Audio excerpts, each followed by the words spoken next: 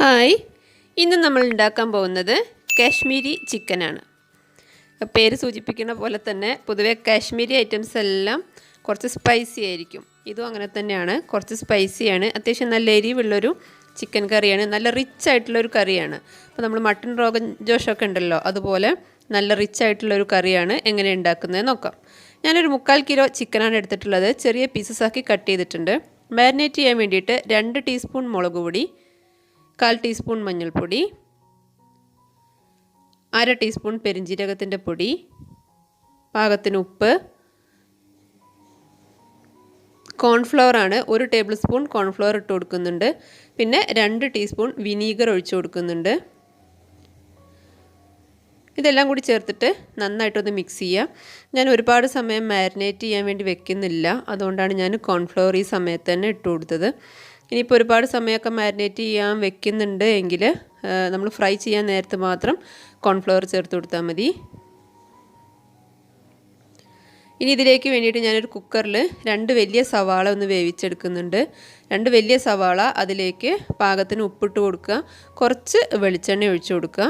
എന്നിട്ട് കുക്കറിലൊരു 5 മിനിറ്റ് നേരം ഒന്ന് ലോ ഫ്ലെയിമിൽ കിടന്നോട്ടെ. വിസിലൊന്നും വരണ്ട, ലോ ഫ്ലെയിമിൽ അവിടെ കിടക്കട്ടെ. അപ്പോൾ പെട്ടെന്ന് തന്നെ റെഡിയായി കിട്ടാൻ വേണ്ടിയിട്ടാണ്. അപ്പോൾ അതവിടെ മാറ്റി വെച്ചു. അതവിടെ സമയം കൊണ്ട് നമുക്ക് ചിക്കൻ റെഡിയാക്കി എടുക്കാം. പാൻ അടുപ്പത്ത് വെച്ചിട്ടുണ്ട്. അതിലേക്ക് ആവശ്യത്തിന് വെളിച്ചെണ്ണ ഒഴിച്ചു കൊടുക്കുക. ഒരു ചെറിയ സവാള ഞാൻ സ്ലൈസ് ചെയ്ത് ഇട്ട് കൊടുക്കുന്നുണ്ട്. ഇത് നമുക്ക് ഫ്രൈ ചെയ്തിട്ട് മാറ്റി വെക്കാനുള്ളതാണ്. ഫ്രൈ ചെയ്ത് മാറ്റി വെച്ചിട്ട് അവസാനം ചിക്കൻ ഗ്രേവി റെഡി ആയതിന് ശേഷം അവസാനം മാത്രം ഇട്ട് കൊടുക്കാനുള്ളതാണ്. അപ്പോൾ നമ്മൾ ബിരിയാണിക്കൊക്കെ ചെയ്യണത് പോലെ ഗോൾഡൻ കളറ് ആവണ വരെ ഒന്ന് വഴറ്റിയെടുക്കുക. എന്നിട്ട് ഈ എണ്ണയിൽ തന്നെയാണ് നമ്മൾ ചിക്കൻ ഫ്രൈ ചെയ്യാൻ പോണത്. അപ്പോൾ ചിക്കന് നല്ലൊരു ഫ്ലേവറും കിട്ടും, ഈ ഓയിൽ വെറുതെ വേസ്റ്റായി പോവില്ല. ഇപ്പോൾ ഏകദേശം നല്ല ഗോൾഡൻ കളറായി വന്നിട്ടുണ്ട്. ഇനി ഇതൊന്ന് കോരി മാറ്റി വെക്കുക. കോരി മാറ്റി പാത്രത്തിലേക്ക് വെച്ചതിന് ശേഷം ഇത് ചെറുതായിട്ടൊന്ന് കളർ മാറും. അപ്പോൾ നമ്മൾ നേരത്തെ തന്നെ മാറ്റി വെക്കുക. ഇനി ആ ഓയിലിൽ തന്നെ നമ്മൾ ചിക്കൻ ഫ്രൈ ചെയ്യാണ്. ചിക്കൻ ഒരു 3/4 വേവൊക്കെ ആയാൽ മതി, ഒരുപാട് അങ്ങ് ക്രിസ്പി ആവണം എന്നില്ല. കാരണം നമുക്ക് ഗ്രേവിയിലിട്ടിട്ടും അത് ഒന്നുകൂടി ഫ്രൈ ആവും.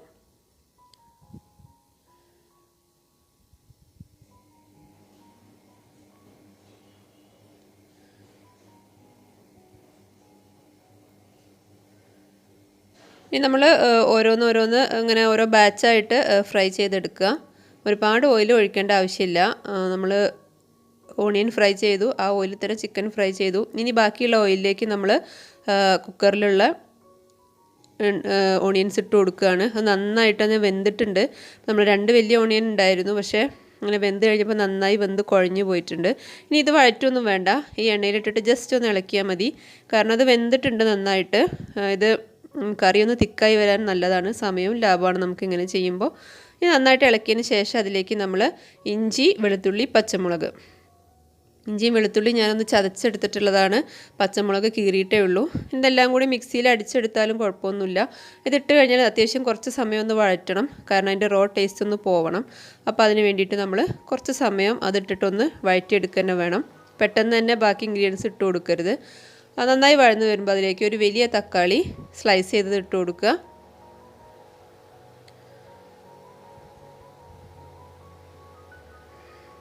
തക്കാളി ഇട്ട് കൊടുത്തു കഴിഞ്ഞാൽ തക്കാളി ഒന്ന് സോഫ്റ്റ് ആവണ വരെ ഒന്ന്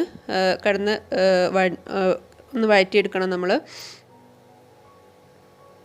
തക്കാളി ചെറുതായിട്ടാണ് സ്ലൈസ് ചെയ്തത്, അതുകൊണ്ട് പെട്ടെന്ന് തന്നെ റെഡിയാവും. അതിലേക്ക് നമ്മൾ മസാലപ്പൊടികൾ ഇടുകയാണ്. 1 ടീസ്പൂൺ മല്ലിപ്പൊടി, 1 ടീസ്പൂൺ മുളക് പൊടി, 1/2 ടീസ്പൂൺ ഗരം മസാല, 1/4 ടീസ്പൂൺ കുരുമുളക് പൊടി. ഇത്രയും ഇട്ട് കൊടുക്കുക. ഉപ്പ് നമ്മളിപ്പോൾ ഇട്ട് കൊടുക്കുന്നില്ല, കാരണം ഇതിലിപ്പോൾ ഉപ്പ് വേണമെന്നുണ്ടെങ്കിൽ ഇടാം. ഞാൻ ചിക്കൻ ഫ്രൈ ചെയ്തപ്പോഴും ഉപ്പിട്ടിട്ടുണ്ട്, സവാളയിലും ഉപ്പിട്ടിട്ടുണ്ട്. ഇനി ഉപ്പ് കുറവ് തോന്നുകയാണെങ്കിൽ മാത്രം ഇട്ടാൽ മതി. അതിലേക്ക് നമ്മൾ അണ്ടിപ്പരിപ്പ് അരച്ചതാണ് ചേർത്ത് കൊടുക്കുന്നത്. അണ്ടിപ്പരിപ്പ് ഒരു 5-6 എണ്ണം വെള്ളത്തിലിട്ട് വെച്ചിട്ട് മിക്സിയിൽ കുറച്ച് വെള്ളം ഒഴിച്ചൊന്ന് അരച്ചെടുത്തു. അതാണ് ഇതിലേക്ക് ഒഴിച്ചു കൊടുത്തത്. അപ്പോൾ കറിക്ക് നല്ലൊരു റിച്ച്നെസ് വരാൻ വേണ്ടിയിട്ടാണ്, നല്ല ടേസ്റ്റുമാണ് ഇങ്ങനെ ചെയ്ത് കഴിഞ്ഞാൽ. പിന്നെ കറിവേപ്പില ഇട്ട് കൊടുത്തു. കറിവേപ്പില നമ്മൾ വേണമെന്നുണ്ടെങ്കിൽ തുടക്കത്തിലേ ഇട്ട് കൊടുക്കാം, ഞാനിപ്പോൾ ഈ സമയത്ത് ഇട്ടു എന്നേ ഉള്ളൂ. അതിലേക്ക് ഞാൻ കുറച്ച് വെള്ളം ഒഴിച്ചു കൊടുത്തു. ആ മിക്സിയുടെ ജാറിലുള്ള കുറച്ച് വെള്ളം ഒഴിച്ചു കൊടുത്തതാണ്. കൂടുതൽ ഗ്രേവി ഇപ്പോൾ ഒഴിച്ചു കൊടുക്കണ്ട. ഇപ്പോൾ കുറച്ച് വെള്ളത്തിലിട്ടിട്ട് നമ്മൾ ഈ ചിക്കൻ ഒന്ന് വേവിച്ചെടുക്കണം. അതിന് ശേഷം മാത്രം നമ്മൾ ഇതിലിട്ടിട്ട് ഒന്ന് വരട്ടിയെടുത്തതിന് ശേഷം മാത്രം നമ്മൾ കൂടുതൽ വെള്ളം ഒഴിച്ചു കൊടുത്താൽ മതി. ഈ വെള്ളം ഒഴിച്ചതിന് ശേഷം നമ്മൾ ചിക്കൻ ഇട്ടിട്ട് കുറച്ച് സമയം അതിലിട്ടിട്ടൊന്ന് വഴറ്റിയെടുക്കുക. അപ്പോൾ മസാലപ്പൊടികളെല്ലാം ചിക്കനിലേക്ക് ഒന്ന് പിടിക്കും.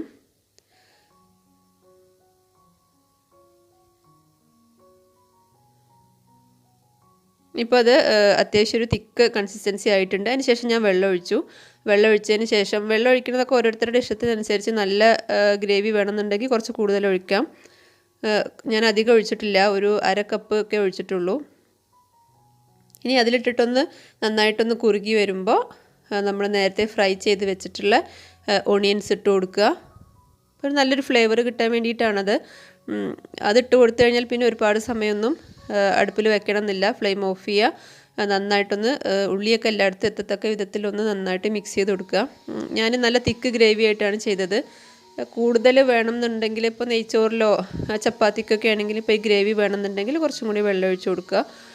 ഇതിപ്പോൾ സംഭവം റെഡിയായി. ശരിക്കും കാശ്മീരി ചിക്കൻ എന്ന് പറയുമ്പം തിക്ക് ഗ്രേവി ആയിട്ടുള്ളൊരു സംഭവമാണ്.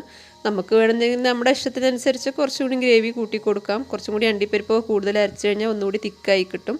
പക്ഷെ നല്ല ടേസ്റ്റിയാണ് നമ്മൾ നെയ്ച്ചോറിൻ്റെ കൂടെ, ചപ്പാത്തിയുടെ കൂടെ, അപ്പത്തിന്, ഈവൻ നൈസ് പത്തിരിക്ക് പോലും നല്ലൊരു കോമ്പിനേഷനാണ്. അപ്പോൾ എല്ലാവരും ട്രൈ ചെയ്ത് നോക്കുക. വീഡിയോ ഇഷ്ടമായി കഴിഞ്ഞാൽ ചാനലൊന്ന് സബ്സ്ക്രൈബ് ചെയ്യുക, ലൈക്ക് ചെയ്യുക, കമൻറ്റ് ചെയ്യുക. വീണ്ടും നല്ല വീഡിയോ ആയിട്ട് ഞാൻ വരും. താങ്ക്